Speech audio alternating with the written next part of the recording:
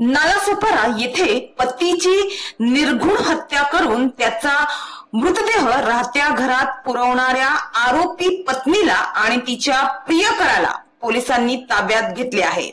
पेल्हारच्या गुन्हे प्रकटीकरण शाखेच्या पोलिसांनी 22 जुलै रोजी मंगळवारी संध्याकाळी पुण्याच्या हडपसर येथील म्हाडा परिसरातील रस्त्यावरून या दोघांना ताब्यात घेतले आहे। या हत्येच्या गुन्ह्याचा 24 तासातच छडा लावण्यात पोलिसांना यश मिळालं आहे।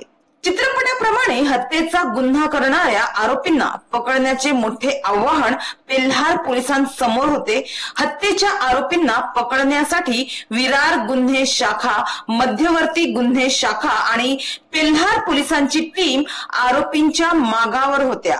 मात्र पोलिसांनी अवघ्या 24 तासातच आरोपी पत्नीला तिच्या प्रियकरासोबत पुणे येथून अटक केली आहे।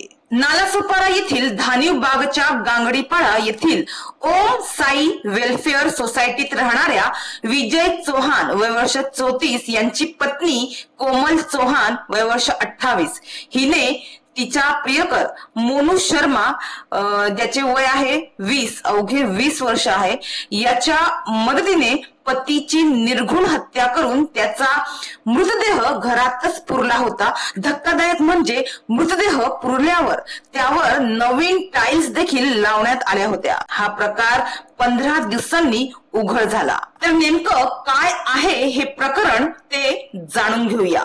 पालघर जिल्ह्यातील नालासोपारामध्ये ही धक्कादायक घटना उघडकीस आली। एका विवाहित महिलेनं चित्रपटातील पद्धतीप्रमाणे आपल्याच पतीची हत्या केल्याचं उघडकीस आलं। कोमल नावाच्या विवाहित महिलेनं आपल्या प्रियकराच्या मदतीनं, ज्याचे नाव आहे मोनू शर्मा, त्याच्या मदतीनं पतीची हत्या केली। यानंतर कोमलने आपल्या पतीचा मृतदेह घरातच पुरून ती आपल्या प्रियकरासोबत फरार झाली होती। या महिलेचं हे भयानक कृत्य पाहून पोलीसही हादरले। नालासोपारा पूर्वेच्या धानिव बाग परिसरातील ओम साई वेलफेअर चाळीत चौहान हे दाम्पत्य आपल्या 8 वर्षाच्या मुलासोबत राहत होते। विजय चौहान यांची पत्नी कोमल चौहान हिचं शेजारी राहणाऱ्या 20 वर्षीय तरुणासोबत प्रेम संबंध होते। मात्र नवऱ्याचा काटा काढण्यासाठी पत्नी आणि तिच्या प्रियकरानं पती विजय चौहान यांची राहत्या घरातच हत्या केली, कारण नवरा हा काटा ठरत होता। त्यामुळे पत्नी आणि तिचा जो प्रियकर होता त्याने या दोघांनी मिळून विजय चौहान यांची राहत्या घरातच हत्या केली। यानंतर विजय चौहान यांचा मृतदेह घरातच खड्ड्यात पुरला आणि त्याच्यावर 3 नवीन टाइल्स लावून तिनं ही हत्या लपवण्याचा प्रयत्न केला। म्हणजे विजय चौहान यांच्या पत्नीने ही हत्या लपवण्याचा पुरेपूर प्रयत्न केला। मात्र विजय चौहान हे मागील 15 दिवसांपासून बेपत्ता असल्याने त्यांचे भाऊ त्यांचा सर्वत्र शोध घेत होते, मात्र ते आढळून आले नाही। त्यानंतर 2 दिवसांपूर्वी शुक्रवारी विजयची पत्नी जी आरोपी आहे, विजयची पत्नी कोमल चौहान ही देखील बेपत्ता झाली।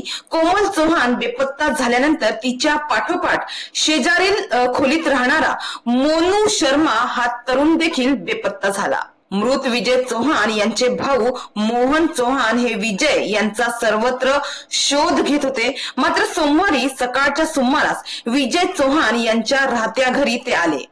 यावेळी घरातील जी टाइल्स होती त्या टाइल्सचा रंग काहीसा वेगळा असल्याचे त्यांच्या निदर्शनास आले। हा प्रकार संशयास्पद वाटल्याने या भावाने टाइल्स खोदून काढली। त्यावेळी तिथून मोठ्या प्रमाणात दुर्गंधी येऊ लागली। त्यानंतर याबाबतची माहिती त्यांनी पेल्हार पोलिसांना दिली। त्यानंतर पोलीस तातडीने घटनास्थळी दाखल झाले। पेल्हार पोलिसांनी घरातील टाइल्स काढून जमीन खोदल्यानंतर हा धक्कादायक प्रकार उघडकीस आला।